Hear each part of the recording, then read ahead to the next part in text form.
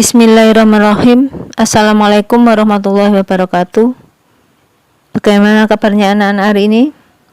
Alhamdulillah, anak-anak semuanya sehat walafiat dan mudah-mudahan kita selalu dalam lindungan Allah Subhanahu wa taala.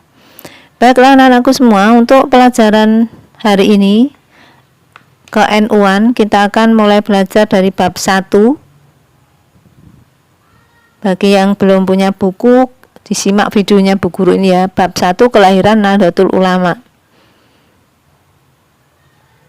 Tujuan pembelajaran ini yaitu agar anak-anak bisa mengerti sejarah masuknya agama Islam di Indonesia, bisa menyebutkan penyebar agama Islam di Indonesia, menyebutkan unsur-unsur pondok pesantren, juga menjelaskan peranan pondok pesantren. Jadi pelajaran pada hari ini bertujuan satu, agar siswa bisa menjelaskan sejarah masuknya agama Islam di Indonesia. Yang kedua, bisa menyebutkan para penyebar agama Islam di Indonesia. Kemudian yang ketiga, bisa menyebutkan unsur-unsur pondok pesantren. Yang keempat, siswa dapat menjelaskan peranan pondok pesantren. Baiklah anak-anakku, kita mulai dari poin A, yaitu paham keislaman di Indonesia. Namun sebelum kita mulai belajar, marilah kita berdoa. Mudah-mudahan pelajaran hari ini berjalan lancar tanpa halangan suatu apapun, dan kita akan mendapatkan ilmu yang bermanfaat. Bismillahirrahmanirrahim. Rabbi zidni ilma warzuqni fahma. Ya Allah, tambahkanlah ilmu kepadaku dan beri aku pemahaman. Amin amin ya rabbal alamin. Dan anak ya, mulai kita simak. Paham keislaman di Indonesia. Agama Islam masuk di Indonesia pada abad ke-1 Hijriah atau abad ke-7 Masehi, dibawa oleh para pedagang bangsa Arab langsung dari Saudi Arabia. Agama Islam masuk Indonesia melalui dua jalur, yaitu jalur utara atau Syria dan jalur selatan yaitu Yaman. Kedua jalur tersebut kemudian bertemu di Goa, Gujarat atau India. Selanjutnya menuju ke pesisir utara Pulau Sumatera yaitu Samudra Pasai. Secara berurutan masuknya agama Indonesia dari Jazirah Arab ke Indonesia adalah sebagai berikut. Jalur utara: Mekah, Madinah, Damaskus, Syria, Baghdad atau Irak, Goa, Gujarat, Sri Lanka, Samudra Pasai atau Sumatera Utara. Kemudian dari jalur selatan: Mekah, Aden, Hadramaut, Yaman, Goa, Gujarat, Sri Lanka, Samudra Pasai, Samudra Utara. Dari Samudra Pasai, agama Islam kemudian tersebar ke pesisir timur, Pulau Sumatera, dan pesisir utara Pulau Jawa, dan akhirnya menyebar ke seluruh Indonesia, yaitu Kalimantan Selatan dan Barat, Sulawesi Selatan, Nusa Tenggara, Maluku Utara, dan Irian, Papua. Ini petanya yang ada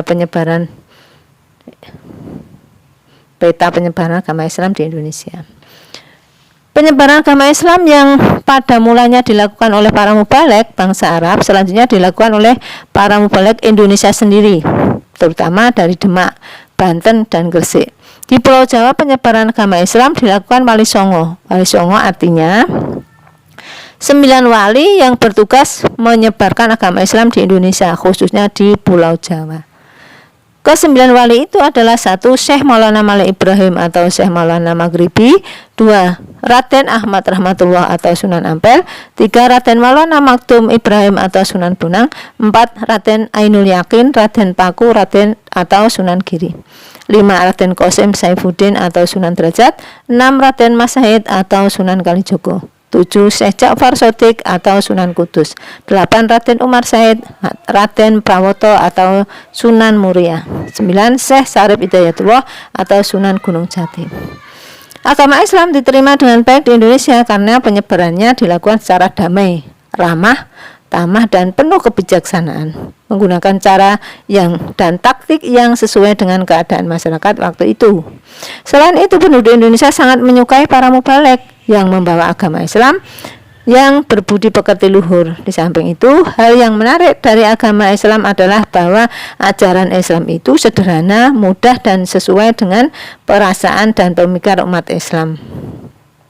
Islam mengajarkan peranan hak persamaan hak dan kedudukan, serta tidak membeda-bedakan kasta atau golongan. Model dakwah yang dilakukan oleh para mubaligh di Indonesia adalah melalui perdagangan, pernikahan, kesenian, dan adat istiadat. Ajaran Islam yang pertama dikembangkan oleh para mubaligh adalah ajaran Islam yang berhaluan Ahlus Sunnah wal Jamaah. Ahlus Sunnah wal Jamaah adalah ajaran Islam yang diajarkan dan diamalkan oleh Nabi Muhammad Shallallahu Alaihi Wasallam bersama para sahabat, dilanjutkan oleh para tabi'in dan tabi'in serta ulama mujtahidin. Faham ahli sunnah wal jamaah terdiri atas ajaran tentang akidah atau keimanan, ajaran syariah atau hukum, dan akhlak atau budi pekerti yang diajarkan oleh ulama bermadzhab. Di bidang akidah mengikuti mazhab Abu Hasan al-Asy'ari dan Abu Mansur al-Maturibi. Di bidang syariah atau ibadah dan muamalah mengikuti mazhab 4, Imam Syafi'i, Imam Maliki, Imam Hanafi, dan Imam Hambali. Di bidang akhlak ikuti mazhab Imam Ghazali dan Imam Junaidi. Ahlus Sunnah wal Jamaah sebagai paham ajaran Islam yang dikembangkan di Indonesia sampai sekarang dapat dibuktikan dengan 1. Kitab-kitab agama Islam yang dipelajari di pondok, pesantren, dan madrasah adalah kitab-kitab yang dikarang oleh ulama Ahlus Sunnah wal Jamaah. 2. Amaliyah keagamaan seperti wudhu, sholat, zakat, haji, dan pernikahan dilakukan dengan berpedoman kepada cara-cara diajarkan oleh ulama Ahlus Sunnah wal Jamaah. 3. Kebiasaan membaca sholawat Nabi, tahlil, istighosah, dan semaan Al-Quran serta ziarah kubur merupakan bentuk pengamalan ajaran Islam Ahlus Sunnah wal Jamaah. Kita lanjut anak-anak ya. Yang B, pondok pesantren sebagai lembaga pendidikan agama Islam. Pondok pesantren terdiri atas kata pondok dan pesantren. Pondok pesantren asrama atau tempat tinggal. Jadi pondok pesantren artinya asrama atau tempat tinggal. Sedangkan pesantren artinya tempat santri atau murid mengaji atau mempelajari ilmu agama Islam. Jadi pondok pesantren artinya tempat tinggal santri mempelajari agama Islam. Pondok pesantren merupakan lembaga pendidikan tertua di Indonesia. Pondok pesantren pertama kali didirikan oleh Syekh Maulana Amal Ibrahim di Gapuro, Gresik. Kemudian didirikan oleh Sunan Ampel di Gebang Kuning, Surabaya, dan Sunan Giri di Bukit Giri, Gresik. Selanjutnya berkembang sampai sekarang. Tujuan didirikan pondok pesantren adalah untuk menanamkan pemahaman ilmu agama dan menghayatkan serta pengamalan ajaran Islam. Tafakuh fiddin. Belajar di pondok pesantren tidak hanya sekedar untuk memperoleh ilmu pengetahuan, tapi juga menghiasi diri dengan akhlakul karimah. Di pondok pesantren, santri dididik untuk bersikap jujur, hidup sederhana, mandiri, dan berhati bersih. Sebagai lembaga pendidikan, pondok pesantren memiliki 5 unsur. Jadi 5 unsur yang ada pondok pesantren: 1 kiai, 2 santri, 3 masjid, 4 pondok, dan pengajaran kitab-kitab. Kitab-kitab yang dimaksud adalah kitab-kitab ilmu agama yang ditulis oleh para ulama ahli sunnah wal jamaah yang dikenal dengan istilah kitab kuning. Pondok pesantren juga memiliki pedoman perilaku khas. Pedoman perilaku khas yang membedakan dengan lembaga pendidikan lain. Pedoman tersebut adalah 1. Keikhlasan beramal, kesederhanaan hidup, persaudaraan, kemandirian, dan kebebasan yang bertanggung jawab. Jadi ada 5 pedoman perilaku kelas di pondok pesantren. Sudah selesai ini ya.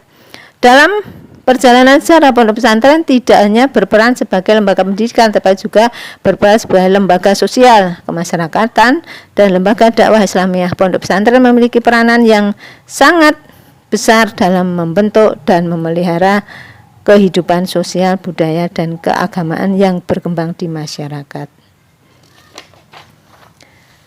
Peran pondok pesantren 1 sebagai lembaga pendidikan. Pondok pesantren merupakan sarana menanamkan nilai-nilai ajaran Islam, meningkatkan keimanan dan ketakwaan, membela akhlakul karimah, dan membangun sikap kemandirian. Sikap kemandirian yang dikembangkan oleh pesantren sangat berpengaruh terhadap semangat kebangsaan dan cinta tanah air yang berkembang di masyarakat. 2. Sebagai lembaga sosial kemasyarakatan, pondok pesantren memiliki peranan yang sangat besar dan menentukan perilaku masyarakat. Sikap hidup yang dikembangkan oleh pondok pesantren seperti ketaatan, mengamalkan sejarah Islam, kepatuhan terhadap kiai, dan kesediaan berkorban untuk kepentingan bersama sangat berpengaruh terhadap masyarakat. Sikap hidup inilah yang mampu membentuk watak saling tolong-menolong dalam kebaikan di antara sesama anggota masyarakat. 3. Sebagai lembaga dakwah Islamiyah, Pondok Pesantren sangat berperan dalam mencetak para mubalek yang memiliki semangat menyebarkan dan memantapkan keimanan umat. Dengan demikian, maka agama Islam dengan mudah tersebar di seluruh wilayah Indonesia. Sebagai lembaga dakwah, Pondok Pesantren mengembangkan kegiatan dakwahnya dengan membentuk kelompok-kelompok pengajian dan memadukannya dengan kegiatan-kegiatan masyarakat. Ini poin A dan poin B tadi. Anak-anak disimak kembali. Bagi yang belum punya buku bisa membaca kembali. Baik anak-anakku, untuk pertemuan ke-NU-an pada hari ini kita cukupkan sampai di sini dulu. Bu Guru akhiri, Assalamualaikum warahmatullahi wabarakatuh.